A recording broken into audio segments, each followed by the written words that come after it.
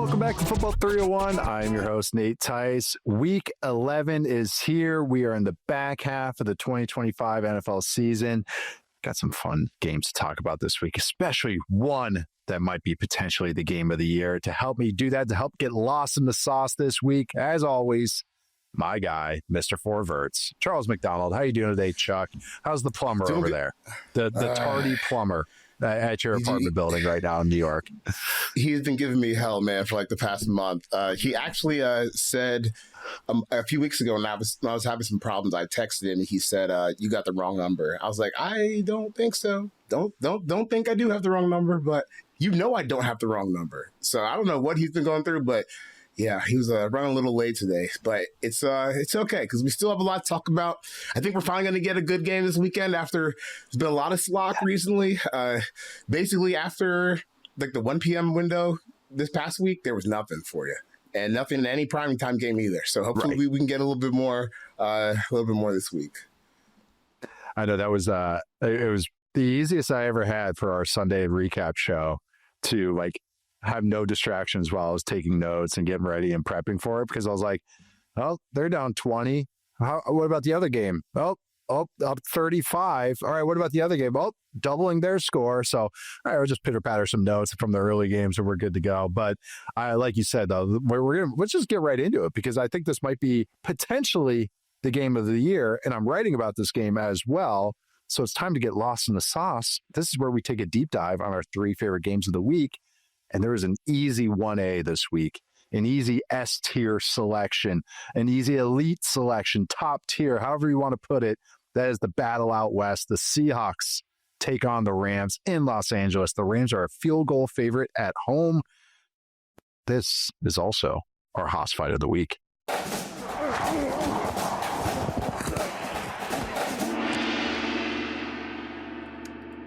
We could give this one every category, every superlative. Maybe not slop watch, honestly, but every other part. You could see it going slop way potentially. Okay. Yeah, we could. There could be some haymakers thrown where it gets a little ugly. Some staggered offenses, maybe a little bit. But let's start when the Seahawks had the ball. And Haas fight of the week. I mean, honestly, it's it's probably more Rams offensive line versus the Seahawks defensive line. But still, yeah, 2 awesome teams. This is the number 1 team in DVOA on FTN. That's the Seahawks going against the number 2 team in DVOA, and that is the Rams. The Seahawks are actually, according to FTN and Aaron Schatz and all those guys, this is actually the Seahawks are really one of the best teams best teams through 10 weeks in their history, in their database. So 2 very good teams going at it. 2 teams that have offenses that are top 5 offense. 2 teams that have defenses that are top 5 defenses. I mean, it's going to be awesome. I cannot wait for this matchup. We're going to start when the Seahawks have the ball against this Rams defense. 2 coordinators that were my finalists for the midseason awards for Assistant Coach of the Year. Got Clint Kubiak, offensive coordinator of the Seahawks, going against Chris Shula in this Rams defense. Charles, what grabs your attention here? Because there is a lot to pick at in this game, and especially on this side of the ball. Oh, well, it's funny because I ended up going in similar places on both sides, which I don't think is surprising when you look at like the offensive tree and where you guys come from. Right. So I started off looking at the play action dropbacks for the Seahawks, and it was funny because they don't have as many as I had thought in my head. They have 66 pass attempts on play action this year, which is tied for 25th in the league. 73 overall dropbacks. So, it was 26.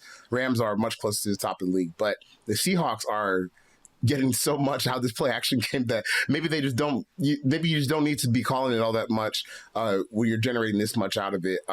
They get 52% first down rate, a 31% explosive pass rate, and their 8th in success rate, and 2nd EPA per dropback at 0.4. So basically, every 3 play action throws that Sam Darnold has this year is going for over a point of value on the field. And when you look at what the Rams have done on the flip side, on their defense, it's been kind of a shaky spot for them. They're 25th in success rate against play action passes. They're close to the middle pack in terms of EPA, but still below average. So maybe this is a spot where the Seahawks can have a lot of success like we've seen them have and get JSN going on that boot game, get some big plays from Sam Darnold, because when they have called this year, like they have just absolutely killed teams. the Seahawks passing game is, I mean, grabbing the headlines. JSN's probably the offensive player of the year. Easy favorite, I should say, even with Jonathan Taylor and even with Puka Davante and others are doing. Sam Darnold, of course, is actually getting legit MVP talk. And it's, I think the offensive system, everything helps it out, but he's executing it great. He's not taking sacks. He's not scrambling too much as he used to because he's just understanding what he has to get done. And JSN's winning at all three levels. I was writing, I'm writing about this on Yahoo right now. Should have been filed before the show, but we're about 3/4 of the way through that article, so we posted after this show. Oh, sorry, Joey. But no, the Seahawks lead the NFL right now in explosive pass rate, 21.1%. I mean, that's extraordinary. 14% is kind of the parameter or the mark you want to hit to be like a true explosive offense or passing game. So 21.1%. I was like, again, as you guys hear on the show, sometimes I see a number and I'm like, that feels high. And so I start, clicking the clack, looking at True Media, pulling up the filters, doing all this stuff. 21.1% is high. How high is it, Charles? It's the number one explosive passing game in history since at least 2002. 21.1% is the number one mark for any NFL offense. The two other offenses that have been above 20% are the 2009 Chargers and the 2023 49ers. They're the only other ones that have eclipsed 20%. The Seahawks are number one at 21.1%. Darnold's 9.9 yards per attempt would be the highest mark by an NFL quarterback since at least 2002 as well. And he's not even just chucking it down there, which, I mean, a little bit of it, but it's working. He's also first right now in dropback success rate. So there's efficiency. And it's not like a total quick game, heavy, bunch of dink and dunk passes. It's intermediate passes. It's a lot of bootlegs. He's pushing the ball. And of course, JSN has been, one of the most explosive, one of the best statistical years you'll ever see in NFL history as well. That's why he's Offensive Player of the Year candidate. Going against this Rams defense, I just think it's so interesting because they're just funky. I don't know. As they play a lot of dime, they kind of just do what they do. They're really well coached, really well scouted.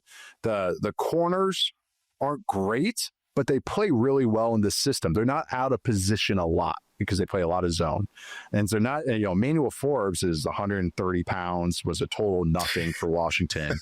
And now he's making plays on the football. And you can see why when he was in college, that was what's so cool about him is he made so many interceptions, returned to the house. He was baiting quarterbacks, doing all this stuff.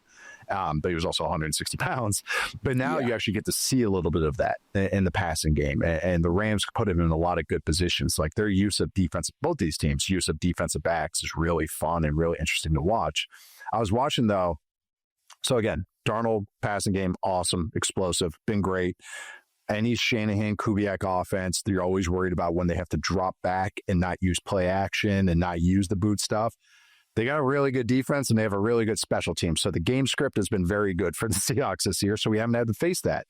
And I think this week, at worst, unless they have a bunch of turnovers, they have a bunch of turnovers against the Texans too. But if they have a bunch of turnovers, they can probably even stay in this game.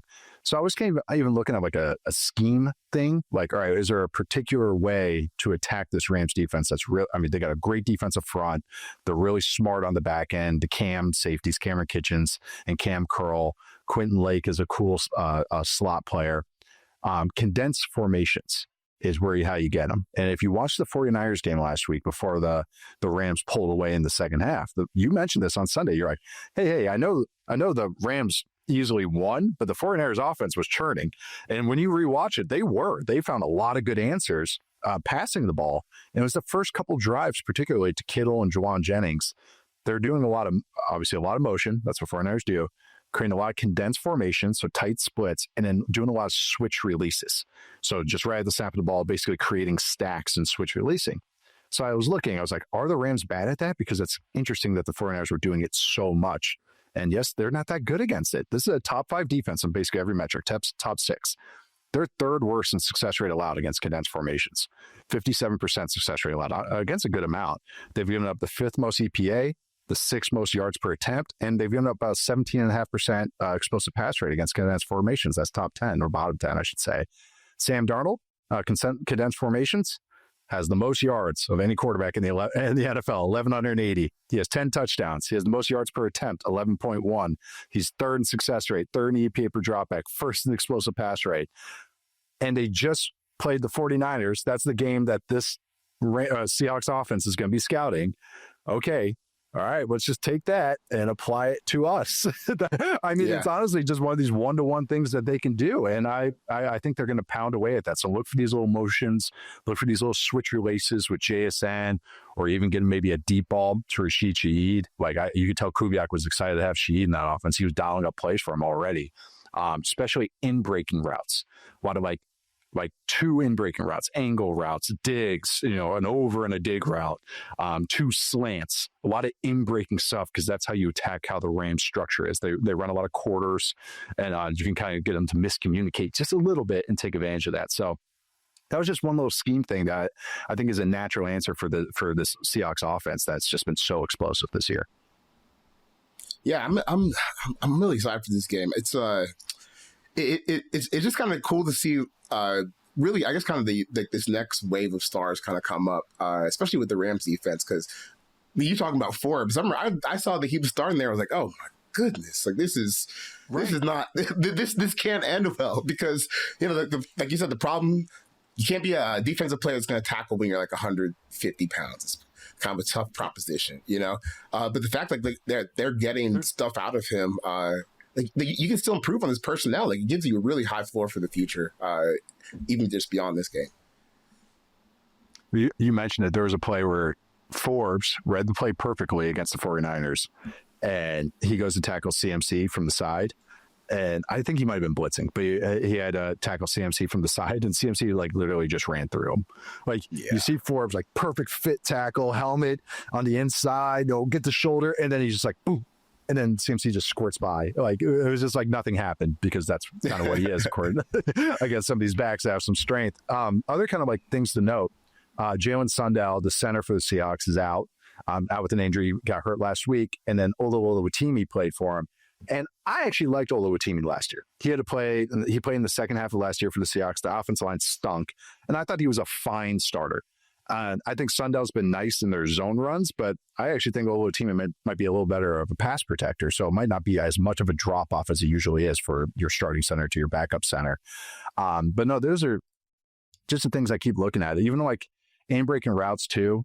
Darnold's first in success rate on in-breaking routes, 67%, and the Rams are 10th worst against in-breaking routes. So again, just these little motion things. The run game, though, Rams, which have been good against the run this year, much better. Poona Ford's really earned his money. Byron Young and Jared Verse have just been so good this year. And I do think Kobe Turner's good, Fisk is good. If they avoid the game script, as far as passing the ball, that's fine for the Seahawks. But I do think that the Rams had the advantage in the run game, which is before the season, maybe wouldn't compute. A Kubiak offense going against this light Rams defense that wants to do all this funky stuff. But Rams run defense has been really good this year, or good this year, I should say. And in the Seahawks run game has been That's the best way I can put it. It's a little average. That's how it's been this year. And sorry, I have a lot of notes. I told you I've been writing 4,000 words on this game, so just get ready to churn these out. The other thing too, remember last year when we previewed the Rams, especially in the playoffs, we were like, well, extended plays would really get their DBs. Like if the pass rush didn't get home, and their DBs, because they played all this match coverage, but then if it was like a scramble drill, they would always just let these big plays happen. They're good against it this year. And Darnold can create some plays. He's been on script or in structure a lot this year, but they've been actually really good against this year. So Rams are really good on defense. The Seahawks are really good on offense. Just the one weakness is probably their run game, which is just more average to below average this year. But this is going to be an awesome matchup, even if I think the Seahawks have some natural answers. Other side of the ball, the Rams offense, Seahawks defense. I mean, any stat you look at, it's top 3 versus top 3. I mean, everything you look at, great run defense, great run offense, great pass rush, good pass protection, awesome quarterback, explosive passing offense versus one of the best defenses, one of the best best offensive play callers of my lifetime. I can easily say that versus Sean McVay versus Mike McDonald, who's one of the best defensive play callers in the NFL currently, or just best play callers, I should say. But when you were watching this side of the ball or previewing this side of the ball, Chuck, what are you focusing on? Well, I started. I was going to start off with play action stuff, but we just talked about that on the other side. So I went somewhere else for this one. I wanted to look at the stats against the blitz.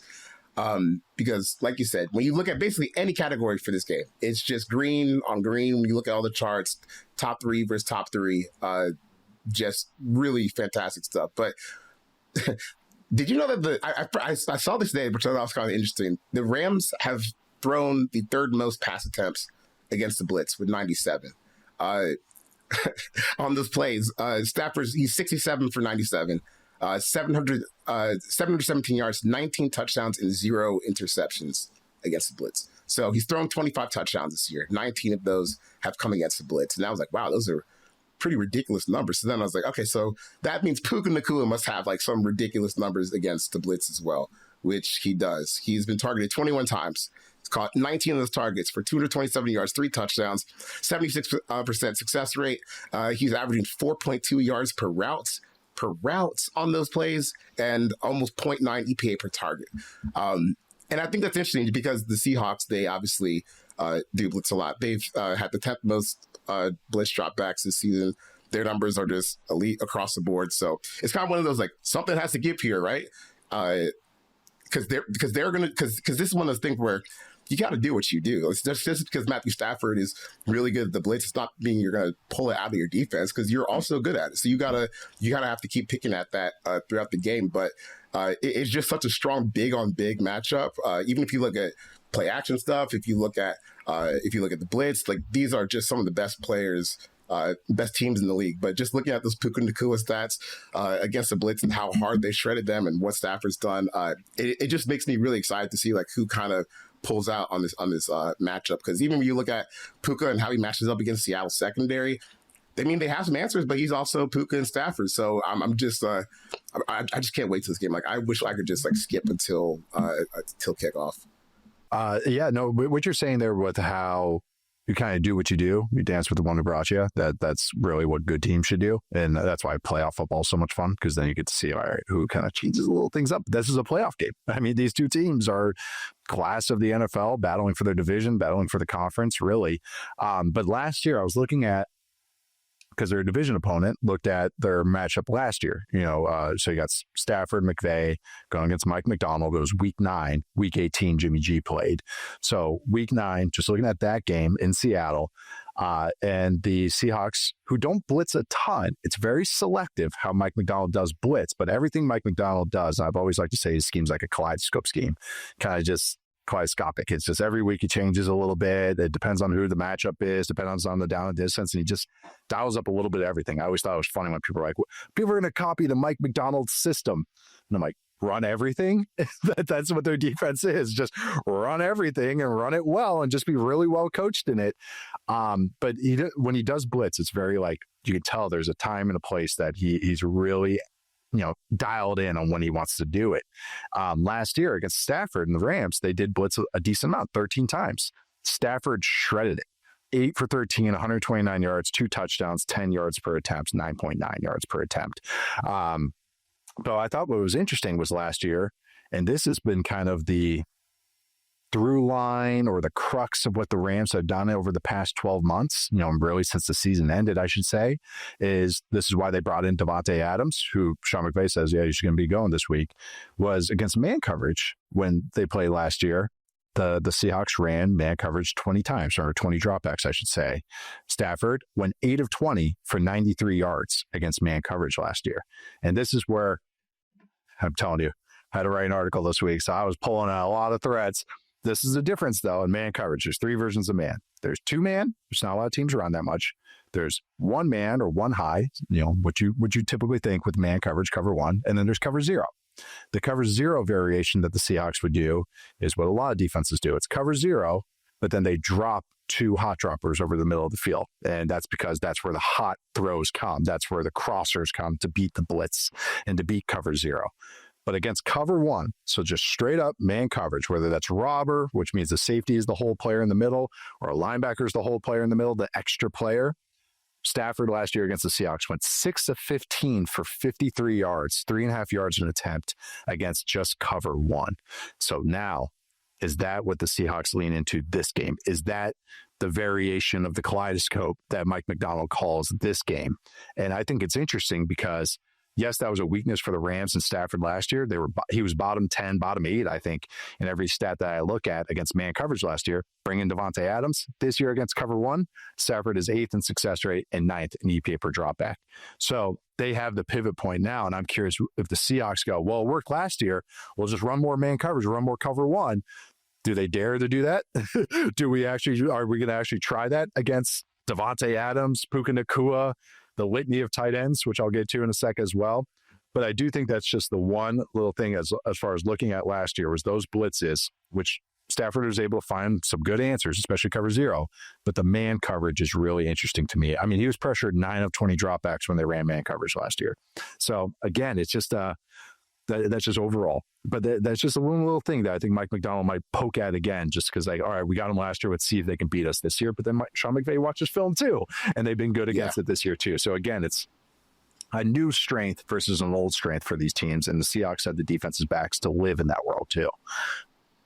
Yeah, it's going to be a lot of fun because I talked about Puka Davante stats against the blitz. Like, obviously, like a lot of those are going to be man coverage reps. I didn't like split man versus zone, but if you just look at, if you add in Davante Adams reps, he's got 11 catches against the blitz this year for 7 touchdowns. Like, you know, say it again. 11 catches against the blitz, and he has 7 touchdowns. 7 touchdowns. Well, I mean, 19 of 25. Yeah, touchdowns. So 19 of 25 of Stafford's touchdowns this year have come against blitz. So, I mean, wow. Or it's 20 here, according to Next Gen Stats. We had it, or PFF has it with 19. So 19, 20, regardless. That's a lot. What? A lot. That's a lot. So they're really good. And those are maybe going to be the matchups that kind of win you the game. Because like you said, they don't blitz as much as maybe you would think. Like when you listen to Mike McDonald or just know about the Ravens and their background over there. But when they do blitz, it's intentionals, and those are probably going to be like high leverage downs. So those could be plays that win the game, lose you the game, and that's kind of like what we come here for. So like there's just so many like good one-on-one mano-a-mano matchups in this game. Stafford's out there, like you said in our group chat the other day. Even Steven Ruiz were talking about playing basketball. Like he's got like he's the oldest guy in the YMCA court. So it's good fun. Adam Sandler playing pickup. That's right. He should be wearing baggy shorts out there. So if they keep up right about that for 3 straight days. It's so true though. It's so true. If they keep up right, man. He's just shuffling around. Yeah, just shuffles around, and then all of a sudden you just see his arm just go and just flick a pass, and it just does something really cool. And I know it's the best. It's been living in my head for 3 days, and I watched it because when you dropped that in the chat, I was watching that game, and I just couldn't stop chuckling. No, it's so true though. Yeah, he's cooking as long as he stays upright, and that's the Seahawks have I think they're top 3 in pressure rate. So far this year, I should notice. I literally just wrote it down. And then against when they blitz the quarterback, though, so when they bring 5 or more, they're first in pressure rate. They pressure the quarterback 55% of the time, according to Next Gen Stats. So yeah, they are blitzing you. They're heating you up. And the other things with this game too, like just other little tidbits I found, just kind of going into it, was last year too. A lot has been made about the multi-tight end usage of the Rams. I do think it's very interesting. I think it's significant in what they're doing. I think it's going to lead them to a run in the playoffs, knock on wood for health, because their ability to pivot.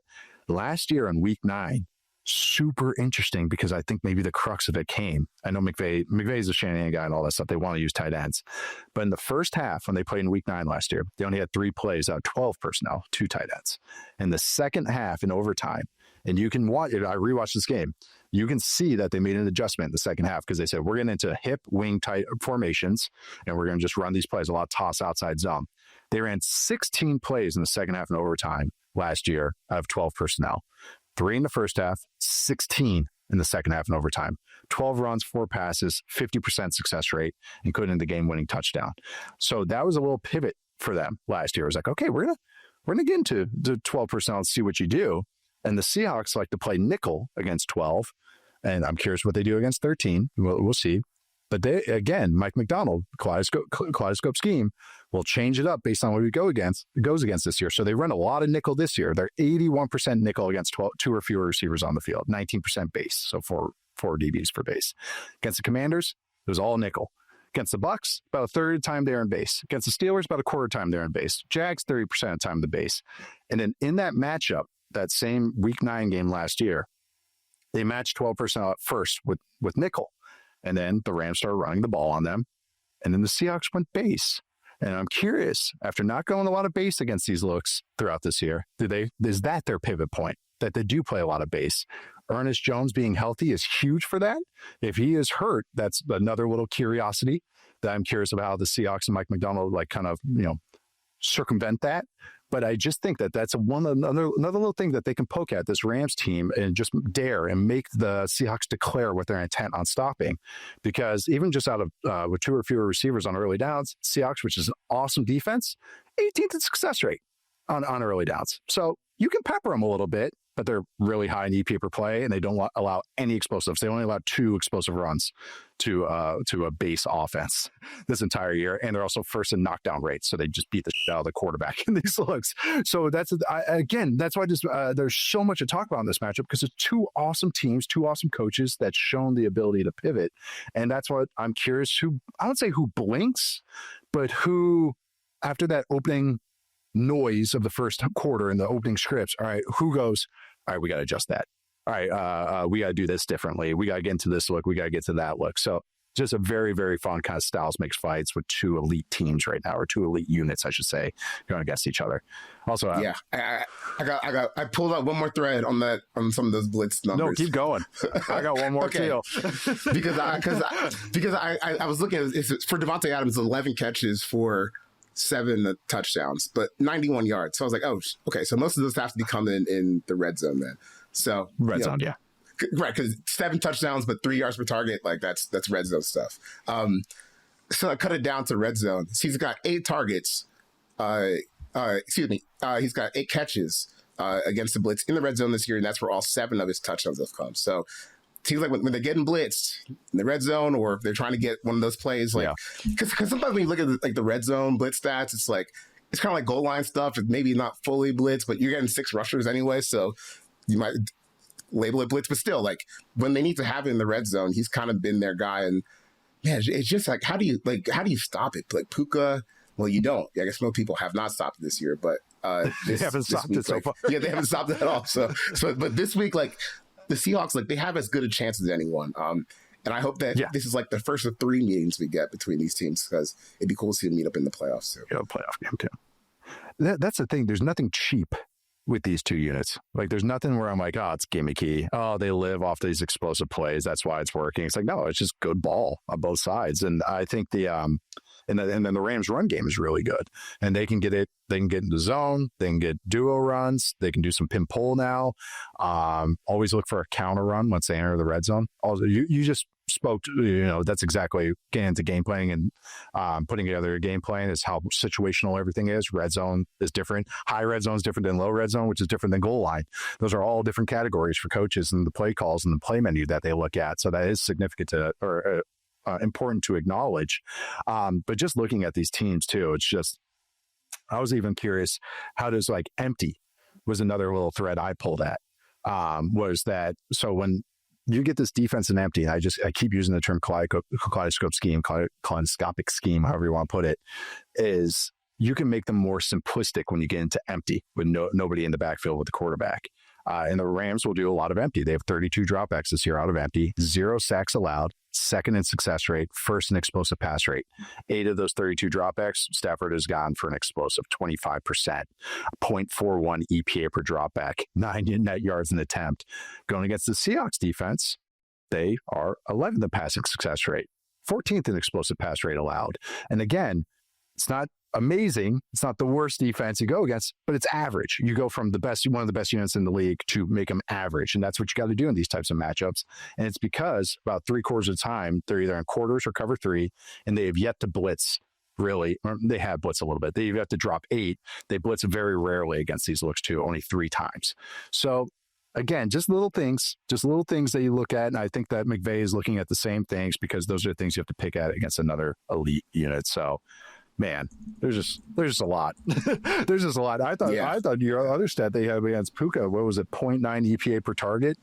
So 1 point per target against blitz. That's Yeah, pretty absurd too.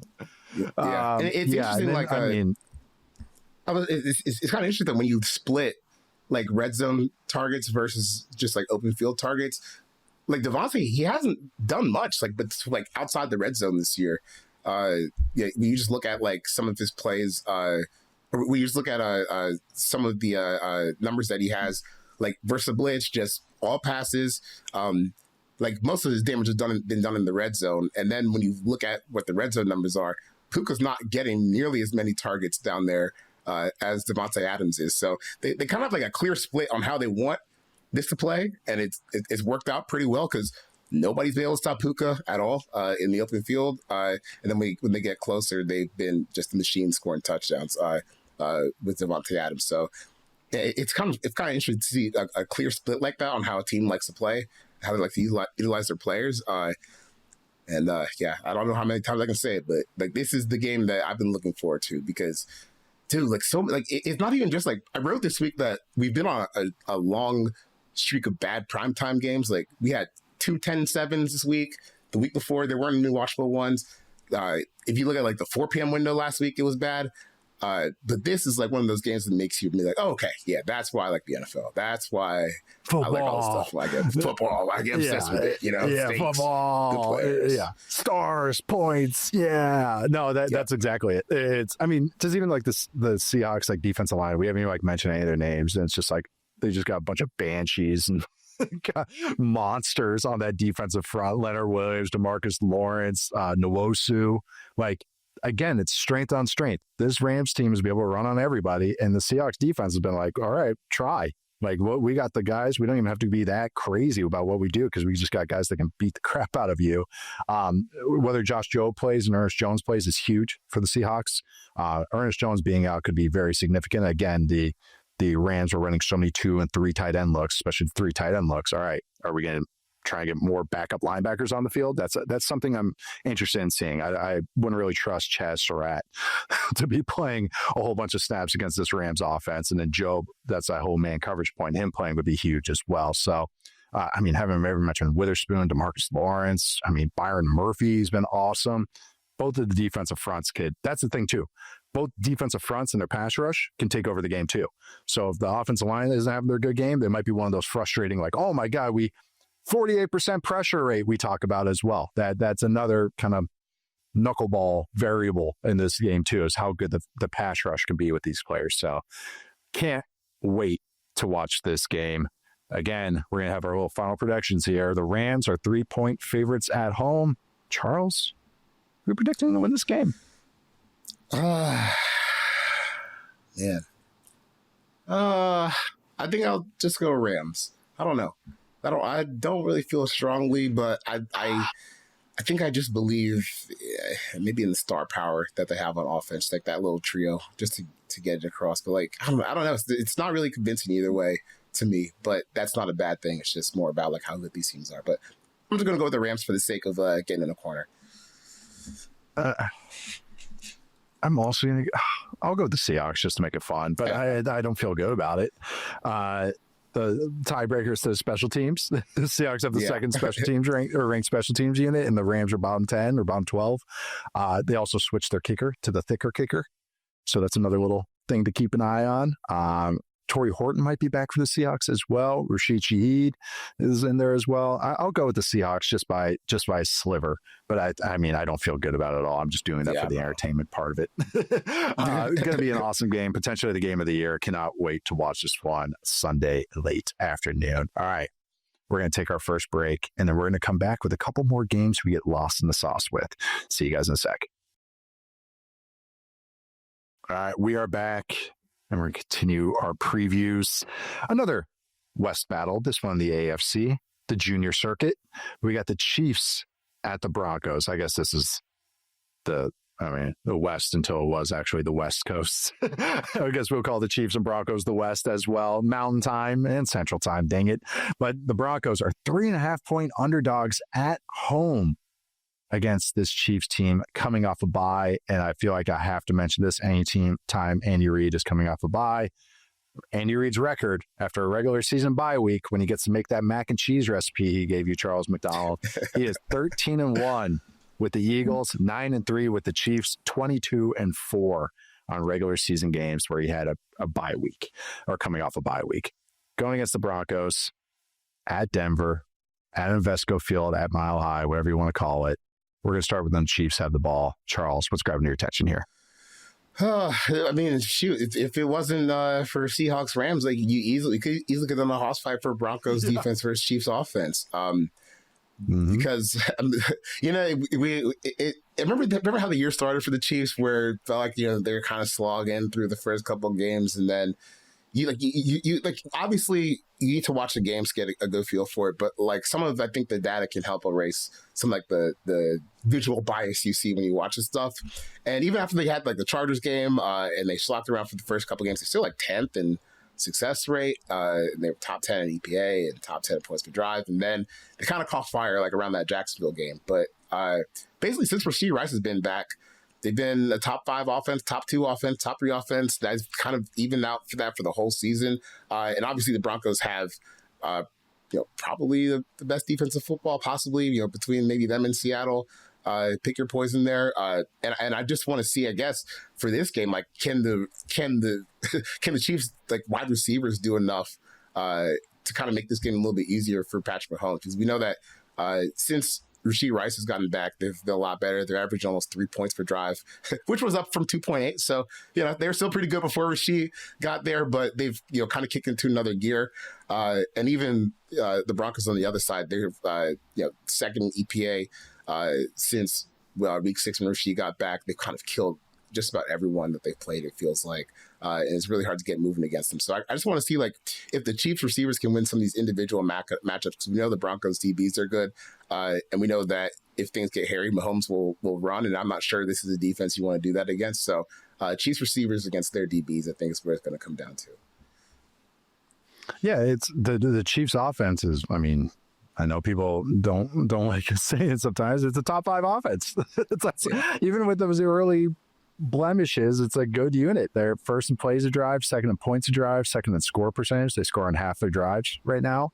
I think the offensive line is playing well, and they have Josh Simmons potentially coming back after he took some personal leave. They just don't get a lot of negative plays. They are first in stuff rate as far as fewest amount of stuffs. 10.8% stuff rate on run plays. That's gains of 0 or negative yards. That's the lowest rate by an offense since at least 2002. So it's a historically positive, historically get on base run game, I think is the best way to put it, because they still have like barely any explosive runs. They only have 5, the running backs only have 5 explosive runs. The Chiefs running backs have, or they're 32nd explosive run rate. Even if they're 11th in rushing success rate.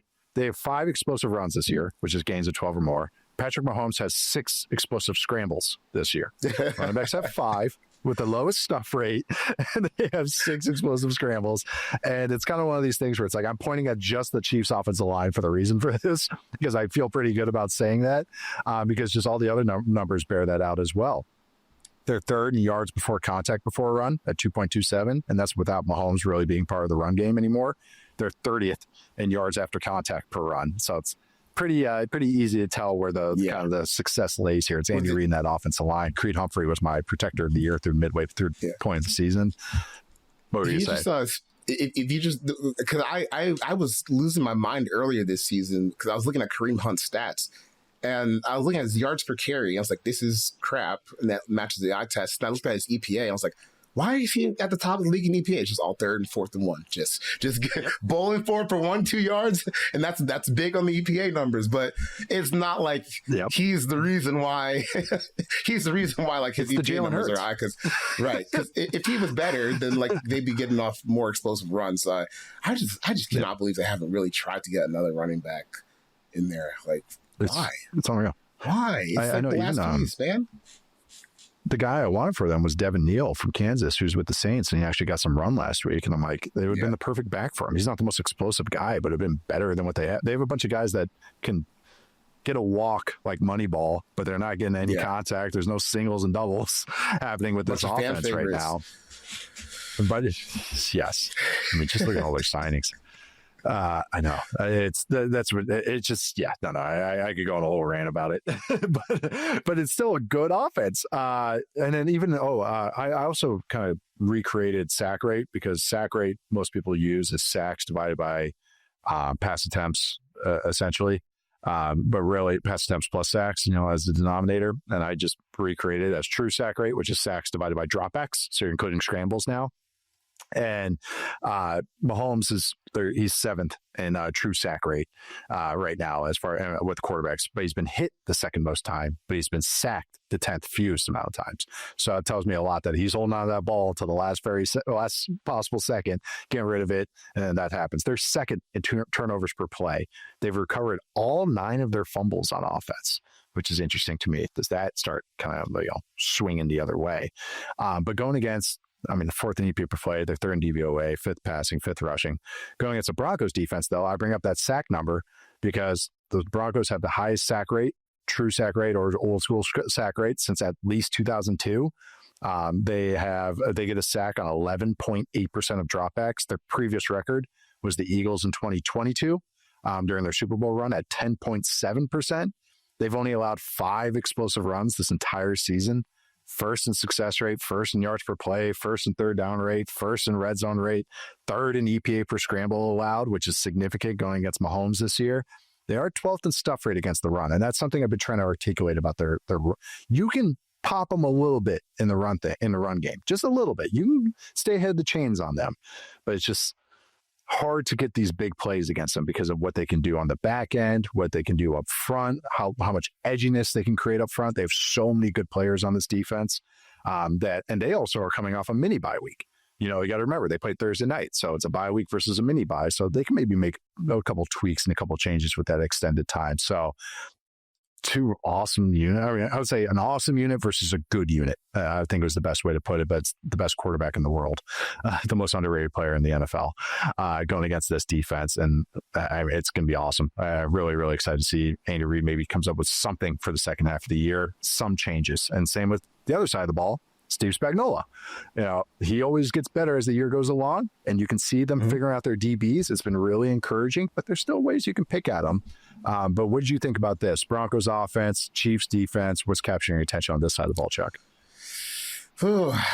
I think I feel like I've been kind of conflicted on the Broncos offense this year because I do like some things that they've done this year. Like the offensive line is fun. Some of the run game stuff is good, but shoot, like we're coming off a game that they won last week where Bo Nix was booed in a win, at home. So like you're winning a lot of the games, but I think people are starting to be like, oh man, okay, we're winning these games, but does it matter? Like once we get to the postseason, like how far can we actually go with this?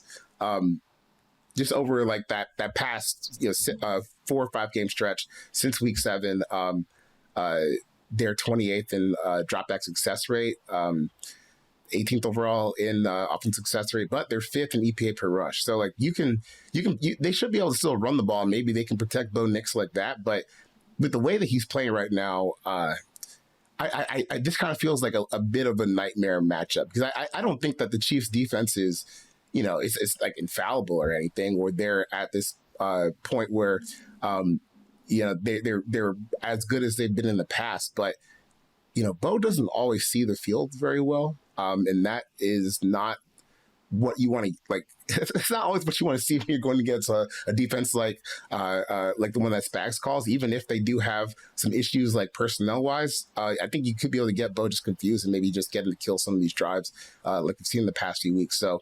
I think if you're the Broncos, like you just want to stay ahead of the sticks. Like you don't want to get into these third and longs. We got Chris Jones and those guys, and you don't know what the heck they're looking at the back end. And next thing you know, the ball's just flying all over the place because Bo's going to put it up in there, even though he's a little confused. He doesn't know what's going on, and sometimes you just hope that he misses everyone in those circumstances. But yeah, it's been interesting to see like Broncos fans start to have this reaction to Bo Nix even as they're winning these games because I think this is not ending in a spot where we're going to be hoisting anything at the end of this. it's a crippling weakness right now. It's because again, once they get off opening script, once they get into, Peyton's become very predictable, I think, in certain situations, just what he has to call just to kind of protect Bo Nix and to kind of keep him on the rails. And now you're going to get Spagnuolo, who has a bye week, which is just, and again, they can adapt and they can do some different things to confuse them. So yeah, you brought up the success rate stat. That's how it looks like against the blitz. He can go once in a while, get a shot against it, when he launches some deep. But as far as like maybe finding the hot answer consistently, not really his game. And I'm curious if that they really try, okay, like on 3rd and 4th down, you as a quarterback, you expect to be heated up. I'm not saying every time, but a coin flip, maybe, maybe one third of the time at the very least. I think what's going to be interesting is how much blitzing there is on early downs. Like whether that's how he kind of really knocks them in a bad sense, like Spagnuolo puts them behind the chains. Because like you said, I think is the Broncos offense, their goal should be a mistake-free game. No sacks, no turnovers, and I think they did their job. Like that's really how I look at it. It's like just do enough on this side because hopefully our defense can make a couple plays. That's it. Just don't make a mistake. That's how they should play. And even the one things that you can pick at, and I'm going to sound like a broken record, but it hasn't changed for this Chiefs defense. Get them in base, and the Broncos haven't been as much like heavy looks as you would expect. I actually thought they might be in a little bit more. Like they actually use 11 personnel a lot more often on early downs than I expected. But they're middle of the pack, I would say, when they have 2 or fewer receivers. I shouldn't even say that. The 13th success rate, but then they're 24th in EP per play when they have 2 or fewer receivers, so like a base offense. Going against the Chiefs and base defense, and they match base 82% of the time on early downs. 24th in stuff rate, 24th in pressure rate, 15th in EP per play, 23rd in success rate. They've allowed a 51.4% passing success rate when they against 2 or fewer receivers this year, the Chiefs defense. So that's something that you can maybe attack this team with. The Broncos, again, they have to be somewhat simplistic on their passing scheme. So I'm curious. It's like, all right, the Chiefs just go, all right, well, these are the 3 plays. Like, what is the change up for the Broncos? Because they have to find a time where they have to throw the ball and they have to throw the ball successfully, at least to get a first down, to move the chains. And it just can't come on the extended sprint outs or these man zone reads on 2nd down, because that just becomes very simple for a defense to stop. But that was one thing I think they can pick at. It's not the sexiest run game. It's not the most efficient passing game, but Sean Payton can find answers. And I think this is one of the answers, maybe trying to get bully ball against them. Yeah. I've been trying to figure out like a way to like describe how the Chiefs defense is. Cause I think when you look at like some of their numbers, you're like, oh man, like this, you're calling this like a really good defense, but like they have good, like what I'll call like practical stats. Like if you're just, if you're not trying to think about it too much. So if you just look at the past month, they are 14th in success rate allowed on defense, but 5th in points per drive. So not really giving up too many points along the way. And even then, if you look at just some of their other stats, like they're 10th in EPA for offensive play, but like they haven't even been running that many they haven't had many plays run against them over the past month. The Broncos are 31st in percent of drives without a first down in the past month. The Chiefs are 8th with about 40% of their drives, offensive drives not getting the first down. So, they're like, it's like maybe bend don't break is the way to describe it. But even within like games, they have stretches like where they play well, and they just feel like not playing well, and then you look up and then they've allowed like 10 points for the whole game. And maybe that could be another one of those spots. Like they're just very situationally good, functionally good, even if like you can push them around every once in a while. Like you still have to be on your P's and Q's to get past them. And this is what they look like when you still look at the defense, like you guys could use like 3 new starters in the secondary easily if you wanted to. So I'm really, or like you can still add personnel upgrades on the back end or at different spots, and they still perform pretty well. So just everywhere. I'm a little scared for Bo. Because I just don't think this is the matchup he handles well. Well, that's like the thing is like one of the ways you can really pick up, and again, Spags might change it all up. Like you could see him experiment with some stuff with McDuffie and stuff, but Chamari Connor has been such a weakness for them in the slot. But that's not the thing. It's not like where I'm like, oh yeah, well, Bo Nix peppers slot throws. I'm like, and he doesn't. It's isolating Cortland Sutton and it's shot plays and screens. So it's how well they tackle against screens that's going to matter, and how will they keep things in front of them. So like you say, it's like just don't end up. Again, God, it feels like a broken record with analysis with these teams, but it hasn't changed.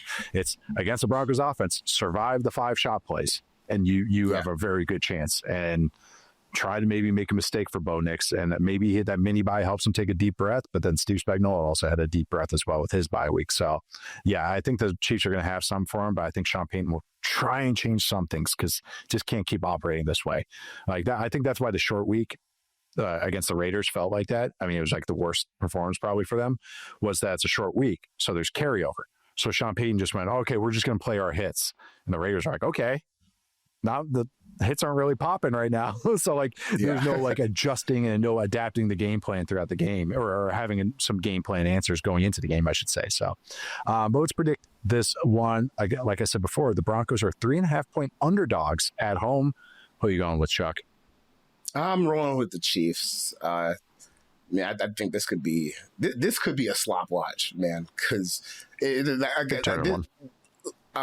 because as I still get concerned about the Broncos defense. Like once you get into the playoffs, like man, like are you just gonna get what Baltimore did to you in the regular season or what Buffalo did to you in the playoffs? I think they have a better chance to stand up tall against those teams, but this is not one of those teams. Like you should absolutely punch this running game in the mouth, and then it's Mahomes against the world, which is tough, but he's still Mahomes, and I think that they'll get that done, and defense does enough on the other side.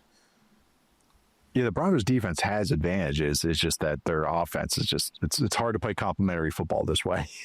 It just is, even if your defense is that good. If like you said, the DBs against the Chiefs receivers, like Chiefs receivers are so much faster this year. Rashee Rice is very good. Tyquan Thornton's been fine, or a nice addition. And Xavier Worthy's been fine. But the thing is going against those Broncos corners, it's like, I like those guys a lot too. I like PS2 and Riley Moss and even McMillan and stuff. So it's not just like a clear answer for them. But I agree with you that it has the potential for some rock fightness. Yeah, some of that, some ugliness throughout this game. But I am also going to go with the Chiefs, and I think they cover. But I do think that, there's going to be some slogs for their offense, which makes sense when you go against a defense like this. But I just think that Broncos offense isn't, because put them in a ton of good positions. All right. Our other game that we're going to get lost in sauce with, we get the Lions at the Eagles. This is Sunday Night Football. The Eagles are 2.5-point favorites at home, coming off a huge win against the Packers, even if the offense kind of a little sputtery. I thought the Eagles defense played a very nice game. And then the Lions on the flip side, before I even get in the lines, watching the Commanders and watching that Commanders defense, that might have been the worst performance by any unit this entire year, that Commanders defense against this Lions offense. The Lions could do literally anything they wanted. Anything they wanted. Every play worked. Every play was amazing. Every play, the Commanders linebackers were going 15 yards in the wrong direction on play fakes and everything. But now going against an Eagles defense that I think is very much on the upswing. Statistically, they're more average, but I think by the end of the year, this is a top 8 defense, like kind of what I thought before the season because of the additions they made. But we'll start with when the Lions have the ball against this Eagles defense. Dan Campbell calling plays for the Lions offense against Vic Fangio. That's fun. Yeah. John Morton's still there, though. He's still there. He's still hanging out.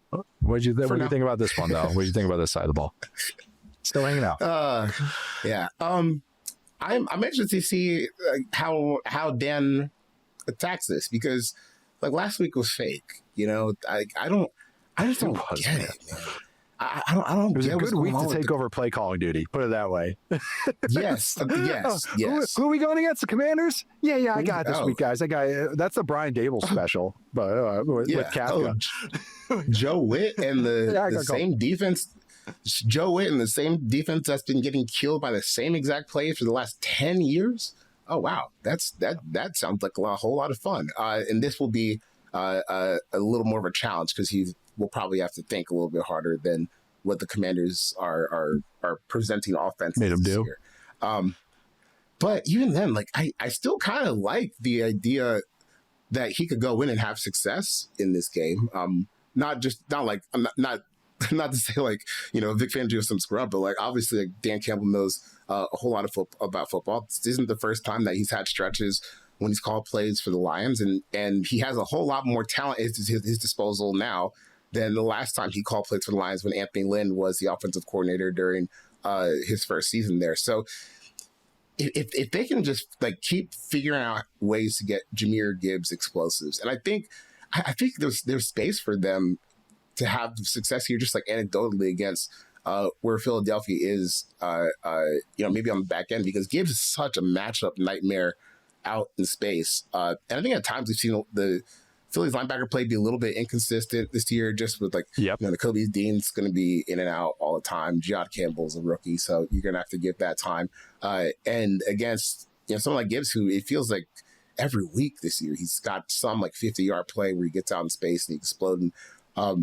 That to me is like a spot where you can maybe, kind of protect Jared Goff and keep him alive against like Jalen Carter and some of the stuff that he's capable of doing. Because, I think that this has been a good bounce back year for the Eagles defense as the season's gone along. I was probably a little bit too high on them, but the floor is still high for the future, and you still do have a lot of elite players. And this is kind of a good test to see if they can disrupt Goff enough to kind of stay at bay from the explosive plays in the backfield that Dan Campbell's probably going to try to go after, just considering the success that Jahmyr Gibbs has had all year and some of the up and down play from the Eagles linebackers. No, I like that. I like how you say kind of like a bounce back, because I thought the Eagles defense was starting to get really pickable. It was basically, don't target Quinyon Mitchell, who all-pro Quinyon Mitchell, by the way. Easily amazing. All-pro Quinyon Mitchell, by the way. And it's basically, all right, just target whoever's he's not guarding. I mean, that's pretty easy. We just do that way. And I thought against the Packers, against their battered receivers, that was a little easier to do. But I do think that just the Jalen Phillips additions already looked like a nice addition, even in the first week. Let's see, once Michael Carter gets out there, that should help a lot. And I did think that the Packers, or not even just the Packers, Rams are two games that really stand out to me. The Giants, when they played on Thursday night, is another game that stands out to me, was that you can run on this Eagles defense. Like you can still get them a little bit. And what you're speaking to right there about the linebacker play, I think that's the reason why. You can kind of get them on outside zone stuff. Campbell might kind of take a bad angle against duo. They kind of get themselves suckered in a little bit. And I thought last week that the Packers were even getting duo going until the kind of game got out of hand. And guess who is really good at duo and offense? You guessed it. The Detroit Lions. The Lions have run more yards, have gotten more yards off duo than any other team in the NFL this year. 496. They have 7 touchdowns off duo. Even if we get into the underlying stats, they almost average 6 yards. They average 5.6 yards per carry, which is one of the highest. Their success rate is they have a 45% success rate on these runs. They have more EPA than anyone off these runs. It's been, they can get to any run scheme, but again, it's one of these things. Do they maybe just I think they should go more tight end looks, bully ball looks against this defense, make them simplistic. I think that's one way to do it. Why I also say that is because what the Vikings game kind of lives in my mind still from a couple weeks ago, and how much they were attacking the interior of the offensive line of the Lions and Jahmyr Gibbs in protection. This was also one funny little adjustment was after that Vikings game when David Montgomery only had 1 pass protection snap and Jahmyr Gibbs gave up the most pressures by any running back in Next Gen Stats history. Last week against the Commanders, guess who got all the pass protection reps? David Montgomery. Dan said never again. Dan Campbell's like, again. We're not doing that again. You've gotten better, Jahmyr. I appreciate it, but no. We're not doing this again. And I thought that was really funny. But going against this Eagles team, this is what Fangio does, is that I know people think of Brian Flores and they think of Vic Fangio and they think of two opposites of the play calling spectrum, when you're not wrong. But one similarity that they have is they love bringing those creeper pressures where a linebacker comes right down the middle and then you drop one of the defensive ends. And so you're only bringing 4 and you're dropping 7. But what it does is it can occupy the running back. And that's what the Vikings kept doing over and over and over. They were bringing both guys up the middle and dropping both ends, which is a variation of that. And Jahmyr Gibbs got abused. Graham Glasgow got abused during that. And I looked up, and that's what the Eagles are really good at that. That's what Zach Bond, why he was so good last year, was his versatility. What used to be called a tweener turns into versatility when you got a guy like Vic Fangio using him. He has 15 pressures this year. That's 4th among inside linebackers or off-ball linebackers. He has 3 sacks. He leads all linebackers, or inside linebackers, I should say, in pressure rate, 35% on 43 pass rushing snaps. 9 are quick pressures, and so that's happening within 2.5 seconds. Nakobe Dean has 3 pressures on 10 snaps, 10 pass rush snaps, and a sack. Jahad Campbell has 4 quick pressures on these looks. And again, like Zach Bond has 9. So they just watched that game. That's only 2 weeks ago. That's on your little last month that these teams review, and then they'll start picking other games to include in their data. Seems like a pretty easy thing for them to attack. Hey, how are your rules? How are you guys getting this? So maybe we see those pressures or the creepers. Jahmyr Gibbs releasing on free releases, going against a outside linebacker, maybe get an advantage on that. Nolan Smith, Jalen Hunt, or Jalen Phillips. So one of those things that I think maybe Fangio tests early. Just like he's going to send those inside linebackers and just see their rules and see if they are better at picking it up this week. Yeah, I think that's going to be fascinating too. I think we like pair it with the Eagles also is like trying to stay alive against some of the lines like play action game, where that's one area that the Eagles have been actually like pretty bad this season against like play action looks, and like very specifically against wide receiver targets on play action. They've given up a 35% explosive pass rate on targets to wide receiver off play action. And I was like, maybe that's like early season stuff. They've been a little bit better in recent weeks. So I cut it down to the last 4 games. No, 52% explosive pass rate to wide receivers over the past month. Yeah, they are getting absolutely shredded. So, yeah, right. So I was like, oh, okay. Yeah, and now now like we're a little banged up in the secondary, and even before that, the non-Quinyon Mitchell other guy, whoever that's been for them this year, whoever's been out there week to week, it's been a little bit food. That could be a spot where, Dan Campbell and Jared Goff try to attack, because I was a little surprised to see that. And honestly, most of that production's coming on the outside too. So I whittled down the slot. They've been pretty good. But when you flex it back out to outside, they're just getting killed. Yeah, they're just getting killed, man. So that'll be interesting because they want to pick at the play action game. The Lions do, regardless of who they're playing. And now it seems like they have a pretty big advantage to try and get that done. And that's what Goff. That's the best thing Goff does is rip in breakers, digs and benders off play action. That's what him and Amon-Ra St. Brown make magic with. So that's a great stat because that's how it feels though. Yeah, when you go through the play log and you just sort like positive, like whatever EPA was generated per play, it's just to Amon-Ra St. Brown, short middle, Amon-Ra St. Brown, short middle, Amon-Ra St. Brown, short middle. I was like, okay, just peppering them, and then he's doing what he does best to get upfield. Yeah. Over routes. I can visualize it very easily. That's the Bears, how that game went earlier this season. Yeah. That's the other game that lives in my mind. No, that's a good stat. And I kind of talked about the Lions and maybe their weaknesses this year. I thought they had some tendencies forming. I think maybe that's why, on top of some personality stuff, maybe Morton got benched, was that on early downs. It's like, all right, they're in the gun, they're past. I know. Sorry. It's just so surreal to me that this team is rolling, and I consider them a true contender, and they benched their offensive coordinator. I was trying to think of the other team that has done this, and that was the Joe Flacco run when they benched who's that guy? Cam Cameron. Cam Cameron. They benched Cam Cameron, and they brought in still. No one likes. Have I told you my Cam Cameron story? No, it's pretty infamous in football circles and quarterback circles. Yeah. Okay, so he was the quarterback coach, I think, with the Chargers when the Chargers had in their quarterback room Drew Brees, Phillip Rivers, and Doug Flutie. Okay, three notable quarterbacks right there, right? And 3 guys, at least 2 guys, I think Doug Flutie is pretty good with it, but 2 guys I know are football geniuses. And someone asked him a question about one of the concepts they're putting in. And then Cam Cameron stopped talking. I got my whiteboard marker, so it's perfect. And he writes a big circle on the whiteboard. And then he draws a little circle right next to him on the whiteboard. And he points at the big circle and he goes, "This is what I know about football." And he taps the little circle and goes, "This is what you guys know about football." It's like an infamous story in quarterback circles. Oh my yeah. I mean, they played out like that a lot of times. Drew Brees and Doug Flutie, he said that too. So you think he had an ego? Oh my God. So that was the 2012 Ravens, right? Man. Yeah, they wanted him run out of town. He got fired midseason because who they switched? Oh yeah, Jim Caldwell is who they brought in, and who still an underrated coach in my eyes, I would say.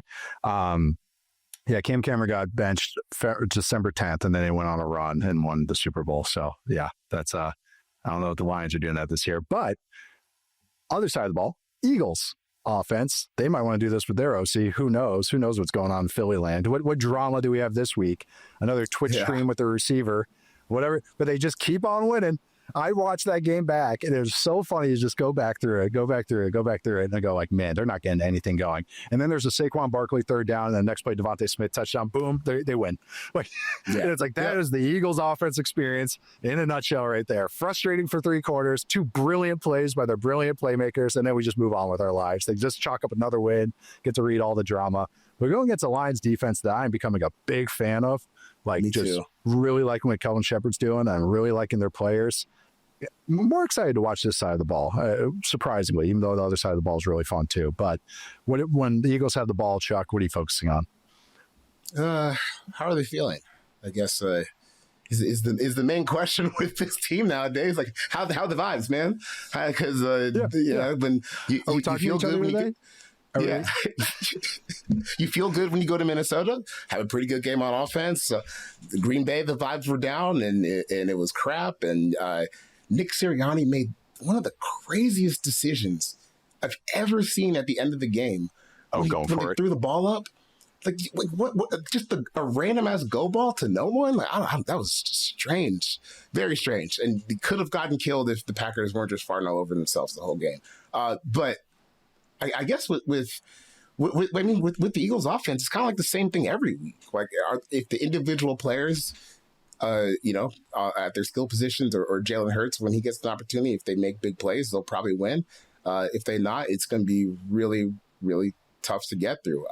Because I'm with you, like with Kelvin Shepard, Dan Campbell's done this a few times now where he's had to like promote guys and shift around his staff. And, for the most part, he's been pretty good at it. You look at Ben Johnson, Eric Glenn. Now you've got Kelvin Shepard, who's the linebackers coach, and John Morton as an outside hire, or not outside hire, but he hadn't been with the organization quite as long as the other guys. Yep. But he's done a pretty good job identifying, who has potential on staff. And Kelvin Shepard has really kind of turns around after a rough start to the year. And I think that's good because it's one of those situations where you remember like, oh yeah, like if it's your first time as a coach doing something, you probably might mess up a few times when you're trying to get things rolling. But are you going to learn from it, or are you going to be Raheem Morris? Like that's the the crux of the problem here. And I think that Kelvin Shepard has done a really good job kind of adjusting to what the Lions have, presented some personnel, but they're 4th in success rate, 5th in drop back success rate. They're around top 10 just overall EP per play. Like this is a good defense against an offense that it's not like constructed great, but they have so many great players that they can still kind of get you. So that's where I kind of get hung up. I honestly think like that last play against the Sirianni play where they went for it on 4th down, I think that's kind of like a great encapsulation where it's like the idea that you will go for it on that 4th down is not the most offensive thing, but just to like blind eye throw up a go ball to AJ Brown 40 yards down the field. Like that's what you feel like your offense has to be. That's not like a high low, not some like right concept, no like interacting, just a one-on-one pinned against the sideline. Yep. Like that didn't make a whole lot of sense. But over the years we've seen enough times that they can win those matchups, and when they do, like they're pretty tough to stop. But it's just so reliant on these one-on-one matchups that I think that's maybe where they fall into a little bit of a rut this year, where they don't have like the schematic advantages. And I think some of that is quarterback related. I mean, the 21st in offensive dropback success rate for a reason this season. They've been kind of just okay. They obviously allowed a whole lot of sacks. They're dead last in the league on average third down distance at almost 8 yards per third down. But you got a pretty good offensive line. You can kind of survive those situations. I think that they have a chance. But I just like the way that Detroit's defense is coordinated. It's like it really is just like, all right, here the Eagles, we're going to roll out of bed. We're going to try to score as many points as we can, while the Lions approach is a little bit more meticulous, and it's kind of funny to watch those matchups play out. More thoughtfulness. Yeah. The drop off too. It's like the passing game has felt the same to me. Like, as far as just like, it's always been relying on go balls and explosive plays. That's why I was frustrating the first half of the year, that they just weren't even pushing the ball. It was like, no, you have to do this. I know they're quote unquote 50-50 balls, but your two best players are Devontae Smith and AJ Brown. In theory, I think Devontae Smith has just been great. But it's just, let's just dial up big plays to them, because they can't sustain. And usually how they were able to sustain was, okay, we're getting frustrated with the passing game. All right, doesn't matter. We'll just run the ball. Boom, watch that. Stop that. We'll just repeat play calls. And this year, they're 22nd in rushing success rate. And it's like, that's the thing. When that drops off, then the rest of the offense, then the passing game, kind of everyone goes, oh, this can't really sustain like I thought it would. Like, this isn't really a consistent passing game. It's like, yeah, no, it's been that way. It's just the other stuff kind of covers up for it. And I just even talking about just this matchup, it was that the Lions defense is different in the sense that they run base defense at one of the highest rates in the NFL. Base defense, I think it's just they're getting their best 7, back end 7 out there. And that's because I think they have 3 good linebackers. Alex Anzalone, which still is, I think he's improved so much from even when he got to Detroit from New Orleans. But Jack Campbell, who really, I think has been playing like a Pro Bowler. I don't want to say all pro, because I'm not sure what my short list would be for an all pro list, but for sure Pro Bowl level. And then Derek Barnes is a good player as well. And on early down plays, they match almost exclusively with base, and they're good against the pass. You can run on them a little bit, which is just backwards. You think about it, but they just don't allow a ton of explosives. They get really big and burly. Roy Lopez, one of my Football 301 favorites, has become he's just like a good player on more substantial snaps for them. They play a ton of man coverage, so they just get. It's kind of funny. It's like Dan Campbell philosophy, I guess. It's kind of matching their offense a little bit. It's like, we're big up front and we're going to beat you up. And then we have the one-on-one guys on the outside to win the one-on-ones. And we're going to just dare you to win those one-on-ones. They're in single high a bunch on those looks. So when they're in this base defense on early downs, they're in single high about 80% of the time. Like it's a significant number. 70% of the time. Which is, so it's cover 3 or cover 1, which matters when you're going against AJ Brown and Devontae Smith, because that's the matchups that they usually eat on. But are the Eagles going to get to them early, or are they going to do it when they're desperate? That is the big thing for the Eagles. Are they going to do it in the flow of their game plan, or are they going to do it because they need something, like they did against the Packers? But I just think it's just interesting how the Lions go about it. Like they go nickel on late downs, and they're in man coverage about half the time. When they're in nickel on early downs, it's man coverage or cover 2. And so it's kind of, they have some tendencies, their offense does too, but I think they just execute them so well, and they just beat the crap out of you. They drop 8 in the coverage more than any other defense, which I also think is a nice little curveball to throw at Jalen Hurts. Maybe make him hold on to the ball, let Aiden Hutchinson and other pass rushers win. And then against disguised coverages, so I just said that they're kind of simplistic on some stuff. The Lions' disguised coverages, according to Next Gen Stats, at the 3rd highest rate in the NFL. Hurts this is something he's struggled against, is blitzes and disguised coverages. He was a little bit better against blitzes last year. Against disguised coverages this year, he's first. Oh my God, I can't even talk. 3, 2, 1.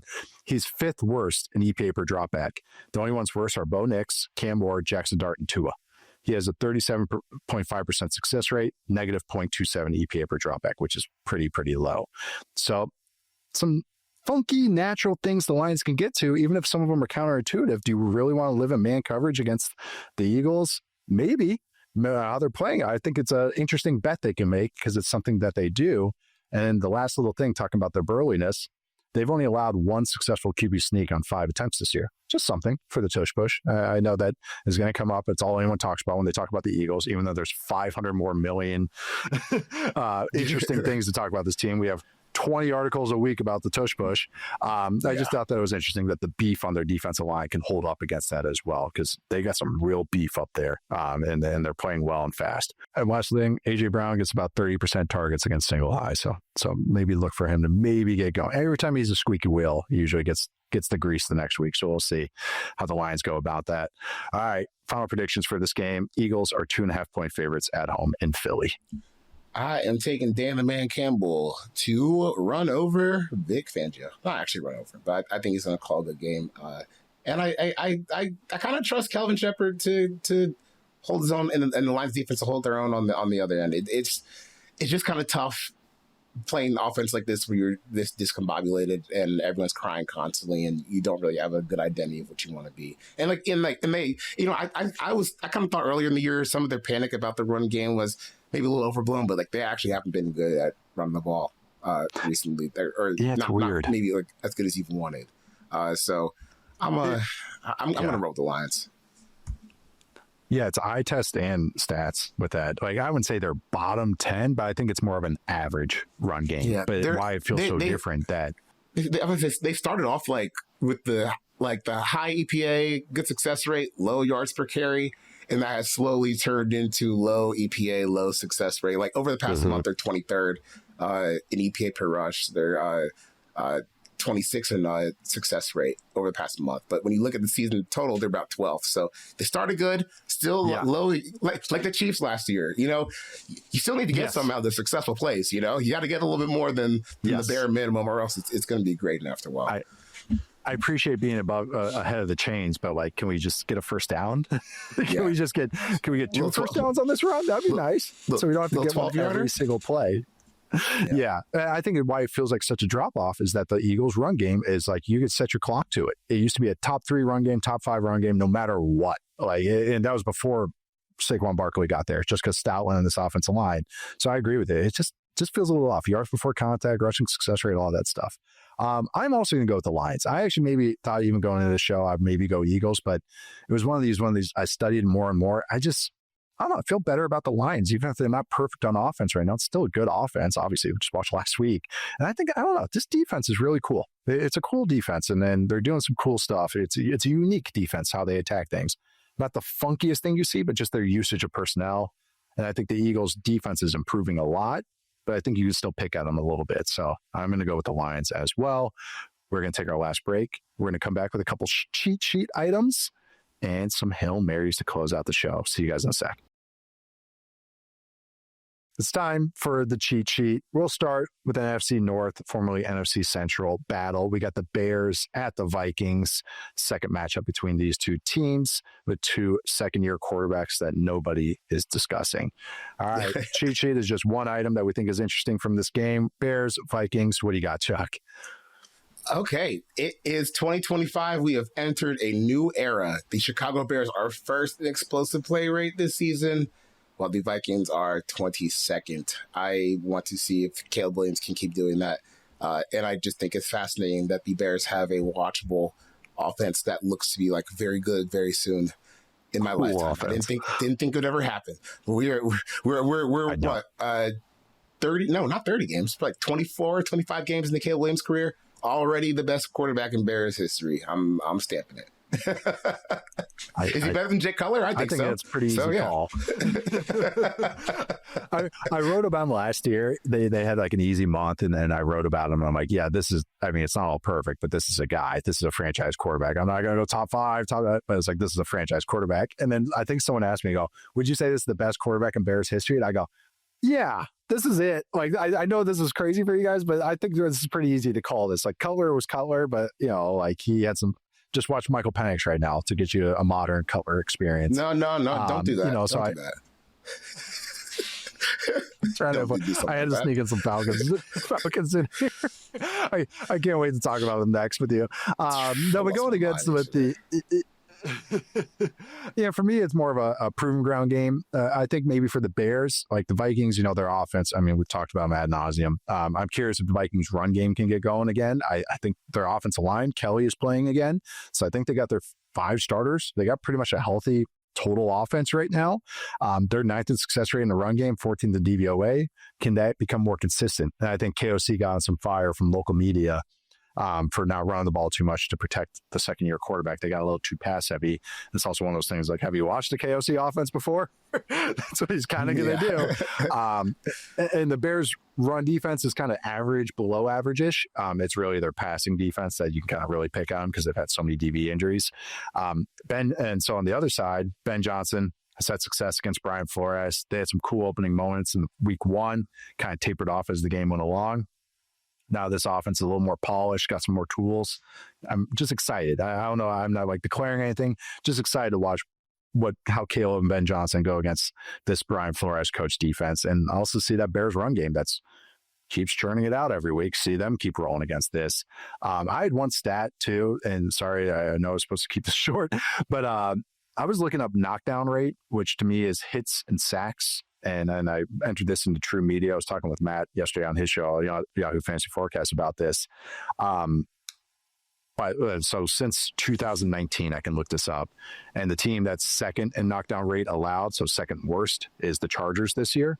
But was also interesting to me, which is not surprising, I think, to anyone, was interesting to me. So there's 224 team seasons since 2019. So it's sacks and QB hits allowed per dropback. Knockdowns allowed percentage. The Vikings under KOC, okay? So that's since 2022. 224 total team seasons since 2019. The Vikings under KOC in knockdown rate allowed ranked 218th in 2022. In 2023, they ranked 221st. In 2024, they ranked 123rd, so about average. And then this year, they ranked 219th. So all above 16%. The Chargers this year are 18%. Again, second highest since 2019. And the difference why this feels different is the Vikings offense is so aggressive, tons of deep play action, tons of 7-step dropbacks. This is what their offense is based off of. If you have Justin Jefferson and Jordan Addison and Jalen Naylor and Hawkinson, this is how I would attack too. I would be unpinning the gray and chucking it over and over again. Darnold last year, even when they take a negative, would just stay aggressive. And he was taking hits, but he wasn't getting sacked as much. This year, why it feels different, the sack rate is so much higher, whether it was Wentz or McCarthy. Because so while the quarterback was still getting hit, the ball was not getting put in play. As the hit rate to sack rate was so much higher for these other stats or for the other years, this year the sack rate is just as high as the hit rate, meaning the ball's just not getting out. So they don't even have chances to make the big plays or make plays at all because it's just turning into sacks. So I just thought that was an interesting kind of stat to kind of paint like how aggressive this offense is, but that's why it feels off. So we'll see if the run game gets going. Long story short, we'll see how the run game looks for the Vikings. Going into our second cheat sheet item, I have no predictions for the game. I'll go with the Bears for my prediction. Do you have a prediction? The Vikings are 2.5-point favorites. Yeah, I'm gonna go with the Bears. I just don't think you win maybe any more games if your pass production is going to be this poor. Like it's going to be great on the rest of the team if they don't pick it up like this week, like now. It's just hard to make a living. So that's why I'm looking for that run game. All right, the other cheat sheet game, Bucks at Bills. Bills are 5.5-point favorites. Might get Bucky Irvin back. I think someone finally saw Sasquatch out there. Might get Chris Godwin back as well. But what's your cheat sheet item for this game, Charles? The Bills' pass defense has kind of been good this year. Like they're maybe not like their whole defense on a down-to-down basis, but they according to data collected by True Media and PFF, fifth in EPA per dropback. They're fifth in total EPA on dropbacks. I mean, they've been pretty solid this year. So maybe this is a spot where they can kind of get Baker a little bit confused. Have one of those games where he's trying to kind of forcing it, but they're gonna have to stop the run first to do that, which is it's kind of tough. It's kind of tough, that hasn't always been like where they've been at their best this season, like sometimes situationally. So I think when you look at Buffalo's defense, they're improved, but they still need to get Baker into spots where he can make mistakes, because that's kind of when they've been at their best, like being able to play against the pass and pin their ears back. So just force Baker to be a little scared. That knockdown stat I had, he was the Bucks last year were first in that stat as far as the fewest amount of knockdowns and sacks allowed. And then this year is kind of like middle of the packish. And so it's like, that's where the Bucks O-line injuries and Baker's play or just injuries, period. That's where you can kind of really feel it, is those knockdowns and him having to scramble so much and do all that. And the defense has adjusted a little bit to that. The other thing too is screens, especially receiver screens. Last year, the Bucks were third in success rate on screens overall, 52.4%. This year they're 15th. It's dropped down 39%. That's significant. I mean, that's 1 out of 10 of these, 1 out of 5 of these. They led the NFL and EPA on screens last year, 20 points of EPA. The Bills this year are second in success rate against screens. They've only allowed 3 successful screens this entire year. Why I mentioned that is offensive line's getting healthier. Gedeke's back out playing, or back in playing, I should say, at right tackle, which is huge. But also if Chris Godwin's out there, he is the screen master. He is so good on them that I just curious if they can get that going, because I just think the easy buttons haven't been as easy this year. I think anyone watched the Bucks, even watching last week, it's all up to Baker creation and Emeka Ibuka. That was not the plan going into this year. This was one of the best run games in the NFL last year. It's not good this year. It's a bottom 5 run game this year. And so that's why it just hasn't felt as easy. It's led to these fourth quarter comebacks and huge highlight plays, but the down-to-down sustainability hasn't been there. So going against a Bucks defense that I think is reeling, maybe you have a shot here to kind of get back on track, especially with some health luck. Yeah, I mean, like one of the biggest drops for the Bucks just from last year, they should have been third down performance through the air. Like they were one of the best teams in the league last year on third down passing, 52% conversion rate. When you go back to this year, they've dropped down to 37, which is 26 in the league. They got the worst explosive pass rate. 51% of their pressures, 51% of their dropbacks on third and fourth down have come under pressure. And Baker is actually only getting an attempt off on 78% of his dropbacks on third and fourth down, which is towards the bottom of the league too. That's, so. Balls in play. He's an MVP, you know? He's the MVP. I'm so bitter about that. I can't remember anything. It's just crazy. It's just crazy because no one's watching all these games. I watched him almost lose them the Falcons game week 1. And the Falcons decided, no, actually, we'll take that L from you. Thank you. But he doesn't get dinged for like all the bad things he does to dig you in a hole. Just the credit he gets for digging himself out of the hole he puts himself in. It's not the most valuable player, but we're if you only watch the Red Zone channel, it looks great. But nobody remembers that they had this conversation. That's the part that kills me. Okay, but whatever. It's the weekend. I can get you on so many quarterback rants. I know. If it wasn't a Seahawks Rams week, we'd have plenty of time to get you. Oh, dude, I could do 2 hours. I could do 2 hours on Darnell Mooney right now. It's unbelievable. How much should the Falcons get fined for not saying that? I don't think they even did anything against league rules, but for not saying that he had a broken collarbone day 1 of training camp. They should have to pay fans so much money. Like they owe us so much money for all this stuff. This is nonsense. Okay, they've been stupid my whole life, but yeah, seriously, this is the first time it's ever felt like they've actually been run by like children. Like they've done dumb stuff before, but like it's just gotten unprofessional in a way that I think you can't tolerate anymore. I don't know why I'm unmoved on it, because it's a lot of stuff that like you and I talked about for months and months on this show, and we got yelled at for it sometimes. And that's why it's like, no, this is what all the indicators of their process has led to this result. And now they're giving up a top 10 pick, and now they offensive line's taking a step back. Like they 4 spots they need on defense. It's just it's not. For people who are following, like the cleanest way I could put it is the Falcons just deleted their wide receiver room for no reason this year. Just took a whole big action. Just goes. Yeah. I don't get why. Okay. And you know what? Because I've been wondering like the past month, I was like, has any receiver not named Kyle Pitts or Drake London caught a pass? And going into that Colts game, since Killer got fired in week 3, it was 12 catches, 12 catches. And then we get the Mooney collarbone news. It's like, okay, now the whole thing's coming together. It's got to end. It's got to end like right now. Got to fire the receiver coach out. Back to Bills Bucks. Bills are 5.5 point favorites. Who are you picking? Just got to complete the predictions. Bills. I'm picking Bills, but Bills don't cover. That's just my through line of it. I think it's a little closer than anything because that Bills defense I just do not trust right now. Just do not trust at all until they start tackling and start to get bodies around the ball. I watched that Dolphins game. It was ugly. I think the offense is fine actually on review. I'm like, oh, okay, you guys are good. Josh Palmer will come back, but yeah. All right, wrapping up the show now. It's time for some Hail Marys.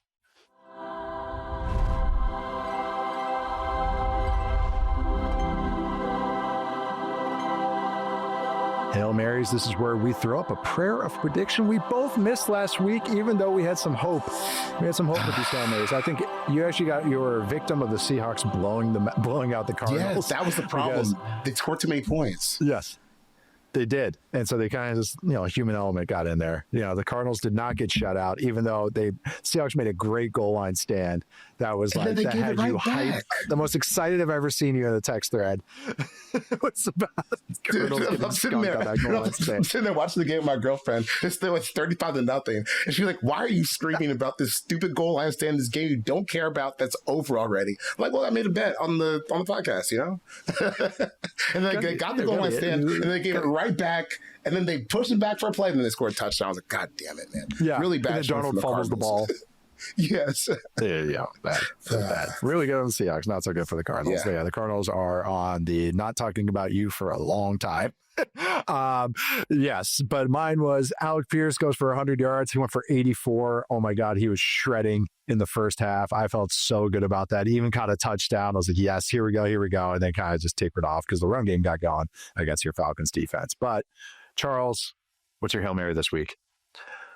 My Hail Mary is Joe Flacco lends his old team a hand and goes on the road to beat the Pittsburgh Steelers, plus a 200-yard Jamar Chase game in this one. That's my prediction. Wow. Bengals go on the road and win, plus 200 yards from Jamar Chase. Love it. I sent this to you because I know targets. Just keep feeling it. Keep I know flinging you've been kind of looking at this a little bit. I was looking up the Joe Flacco stats and the Joe Flacco splits, and I sent this to you. Joe Flacco in his 8 games with the Colts, 0.04 EP per dropback. That's kind of like baseline average-ish. 45% success rate, kind of the same. 6.8% sack rate, 13.5% explosive pass rate. It's all just like slightly below average numbers. 4 games with the Browns this year, negative 0.32 EP per dropback, one of the worst in the league. 34.7% success rate, one of the worst in the league. 5.3% sack rate, so not bad.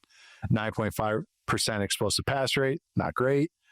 Goes to the Bengals. 4 games with the Bengals, a month with the Bengals. 0.24 EPA per dropback, which is basically MVP level. 48.6% success rate. The leaders right now are about 50%, 51%.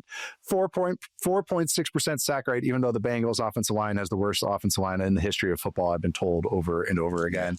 And a 15.6% explosive pass rate for Flacco. And I wonder why Joe Burrow wants to come back. Joe Burrow is practicing early. That's interesting. A little interesting, isn't it? I wonder why. Which honestly, I don't get. Joe, Joe Burrow, Joe Flacco's not taking your spot, man. He's 40 years old. Come on, get ready. Joe Burrow. Just get healthy. Dude, Joe Burrow. I know. Just get healthy. I just stop getting hurt, please. No, but I had to mention those stats for Joe Flacco. Yeah, I know, right? And keep you in content and just come back when you should come back. Come back for the last month of the season, see where you're at. The AFC North is wide open. Yeah. I mean, the Ravens are doing some good stuff, but still wide open. So, yeah, no, I'm with you. But, my Hail Mary for the week to wrap up the show. Stone's pulling his hair out right now. The Texans and Titans, because this is our honorary slop watch, at least for me, will score combined under 30 points. The over-under, I believe, is 38.5. I don't think they break 30.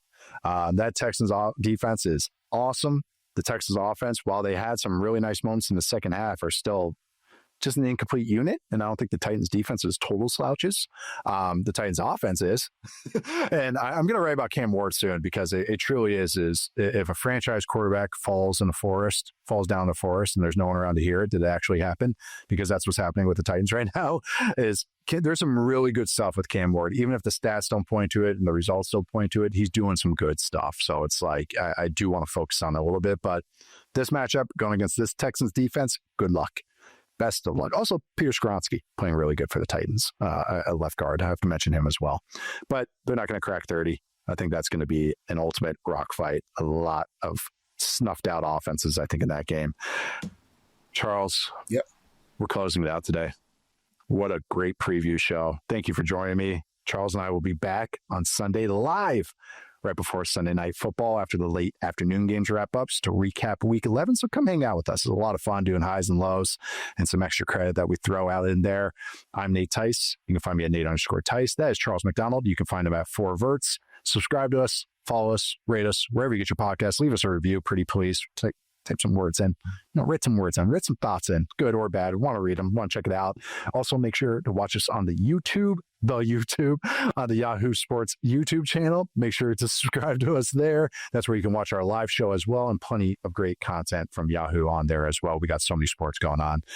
Thanks to Stone, Awesome Madison behind the scenes for making us look and sound good. Thank you all for listening. See you guys next time.